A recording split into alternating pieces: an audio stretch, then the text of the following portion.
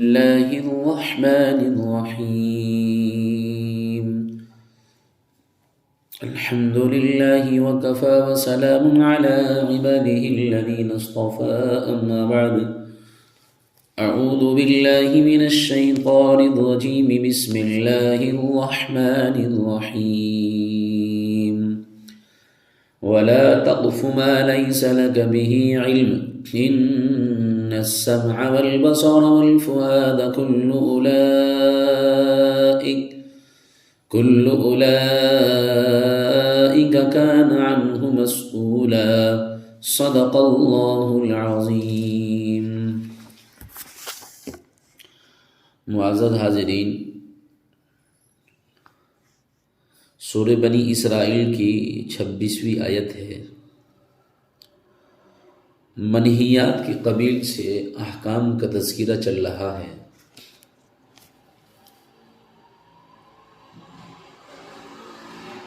اس آیت میں 11واں حکم اللہ تبارک و تعالی ارشاد فرماتے ہیں۔ 11ویں حکم کا تذکرہ ہے۔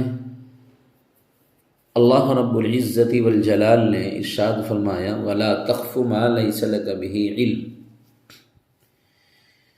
کہ تحقیق کے بغیر نہ کسی بات پر عمل کرو نہ بدگمانی کرو۔ دو چیزیں ہیں عزیزوں،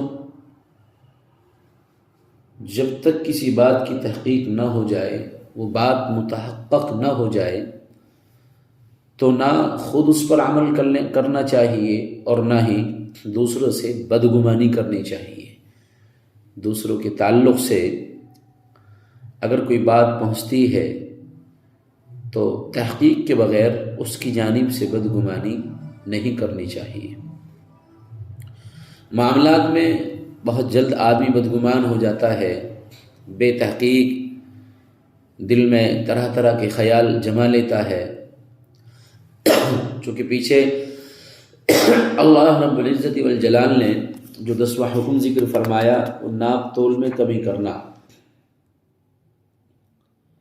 دغا بازی، جھوٹ، یعنی ایک تاجر کی صفات اللہ تبارک و تعالی نے ذکر فرمائی کہ سچا تاجر جو ہوگا وہی کامیاب ہوگا۔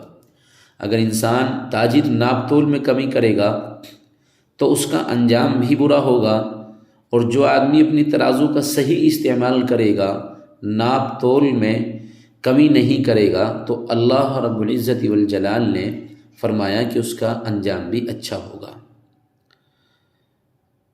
تو اس سے مناسبت سے اللہ تبارک و تعالیٰ 11واں حکم یہ لے کر آئے کہ عام طور پر بہت سارے لوگوں کو اس طرح کی بات پہنچ جاتی ہیں کہ فلاں دکاندار بے ایمان ہے، وہ ڈنڈی مارتا ہے، دغابازی کرتا ہے، نفع زیادہ لیتا ہے، سامان خراب دے دیتا ہے۔ اسی طرح قول و قرار کے معاملے میں اور بہت ساری باتیں بدگمانی کے طور پر پیش آ جاتی ہیں اور انسان بدگمان ہو جاتا ہے۔ یعنی بعض کے بارے میں ویسے ہی لوگ خواہ بات اڑا دیتے ہیں کہ فلاں دکاندار بہت دغاباز ہیں، دھوکے باز ہیں، عہد و پیمان کو پورا نہیں کرتا، قول و قرار پر نہیں جمتا، سامان خراب دیتا ہے، پیسے پورے لیتا ہے۔ اس طرح کی اور بے شمار باتیں دوسروں کی جانب سے آ جاتی ہیں، تو اللہ رب العزت والجلال اسی مناسبت کی بنیاد پر کہ بلا کسی تحقیق کے نہ خود عمل کرو اور بلا تحقیق کے نہ دوسرے سے بدگمانی کرو۔ اسی طرح قول و قرار کے معاملے میں معمولی باتوں سے بھی آدمی بدگمان ہو جاتا ہے اور آدمی عہد و پیمان سے پھر جاتا ہے۔ اس لیے اللہ رب العزت والجلال حکم دیتے ہیں اور ایسی چیز کے پیچھے مت پڑو جس کے بارے میں تمہیں خبر نہیں، یعنی بے تحقیق زبان سے بات مت نکالو، اندھا دھند کسی چیز کی پیروی نہ کرو، سنی سنائی باتیں اور سنی سنائی باتوں پر بے سوچے سمجھے حکم لگا دینا یا اس پر عمل شروع کر دینا، یہ پشیمانی کا باعث ہوتا ہے، یہ شرمندگی کا باعث ہوتا ہے۔ ایسا ہوتا ہے نا کہ کوئی تحقیق ہے نہیں کسی بات کی اور آدمی دھڑلے سے بات کہہ رہا ہے، اللہ کے نبی صلی اللہ علیہ وسلم کا جو ارشاد عالی کہ سنی سنائی بات کو ہی آگے کی طرف بھیج دینا یا کسی دوسرے کے سامنے ذکر کر دینا، یہ انسان کے جھوٹا ہونے کے لیے کافی ہے۔ تو متحقق بات ہونی چاہیے، پھر انسان شرمندہ ہوتا ہے، پشیمان ہوتا ہے۔ اور آگے اللہ تبارک و تعالی مذکورہ جو حکم دے رہے ہیں اس حکم کی وجہ بیان کرتے ہیں، ان السمع والبصر والفؤاد کل اولئک کان عنہ مسئولا، یقیناً کان، آنکھ اور دل، ان میں سے ہر ایک کے بارے میں باز پرس ہونی ہے۔ قیامت کے دن سوال ہوگا کہ کان سے کیا سنا تھا، کیا دیکھا تھا، آنکھ سے، دل کے بارے میں دریافت کیا جائے گا کہ کیسے کیسے خیالات دل میں پکائے تھے اور کن کن باتوں پر یقین کیا تھا۔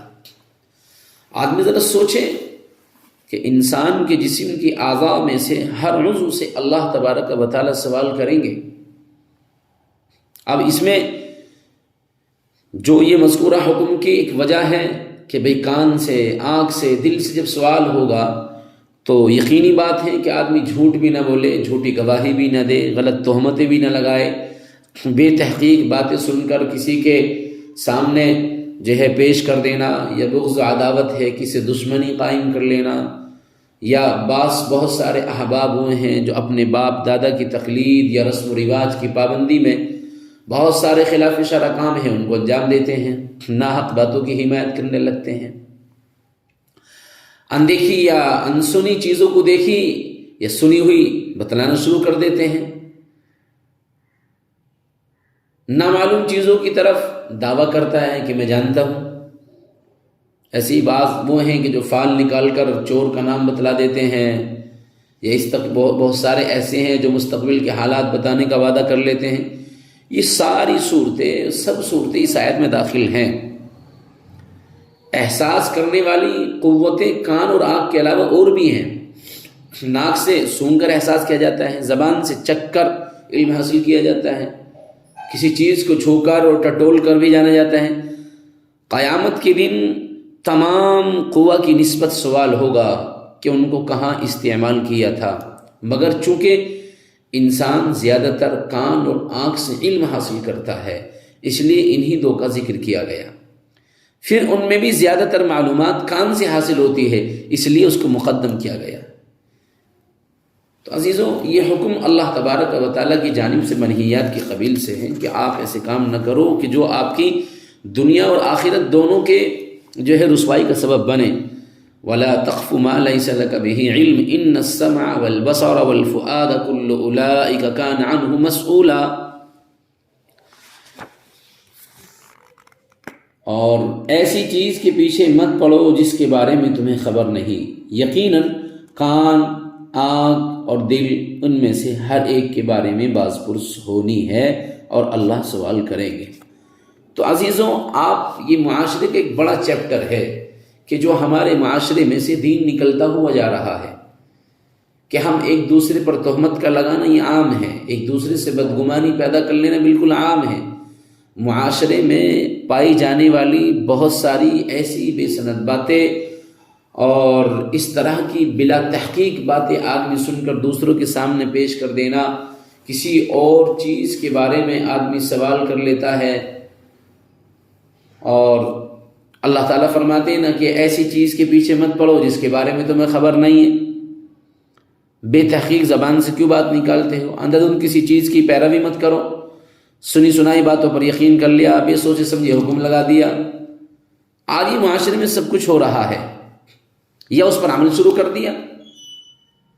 بدگمان اس قدر ہے، انسان اتنا بدگمان ہو رہا ہے کہ اللہ ہماری حفاظت فرمائے کہ آدمی علماء کو بھی نہیں چھوڑ رہا۔ یہ عوام میں سے معاشرے میں کتنے احباب ہوئے ہیں جو علماء سے بھی بدگمانی رکھتے ہیں، اور یاد رکھنا علماء سے بدگمانی انسان کی دنیا اور آخرت کی رسوائی کا سبب ہے۔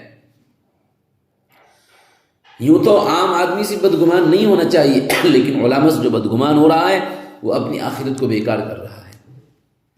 اس لیے میرے پیاروں، آپ معاشرے میں دین کو لائیے اور معاشرے میں دین پر عمل کیجیے، تب ہمارے اعمال اور ہمارے افعال اور ہمارے کاموں سے غیر متاثر ہو کر پھر ایمان میں داخل ہوں گے۔ جب معاشرے سے ہمارے دین نکل گیا، ایمان ختم ہوتا جا رہا ہے، اور ہم یہ ساری چیزیں معاشرے میں پائی جا رہی ہے کہ بلا تحقیق زبان سے بات کو نکال دیا، بات کو سنا نہیں سنا، انسنی باتوں کو جو ہے تحقیق کے درجے میں رکھ دیا، تحقیق کسی بات کی نہیں، اور بس دوسرے کے سامنے پیش کر دیا کہ دوسرے سے بدگمان ہو گئے، دوسرے سے غیبت، چغلے، حسد، یہ ساری چیزیں موجود ہیں۔ تو ان بنیاد پر غیر ہماری باتوں سے کہاں متاثر ہوتے ہیں؟ اس لیے عزیزوں، ہمیں ان باتوں پر عمل کرنا ہے، اور یہ منہیات کی قبیل سے احکامات چل رہے ہیں۔ روزانہ میں ایک ایک حکم اسی لیے پیش کر رہا ہوں تاکہ ہم بخوبی سمجھ جائیں۔ اللہ رب العزت والجلال مجھے بھی اور آپ کو بھی ان باتوں پر عمل کی توفیق عطا فرمائے۔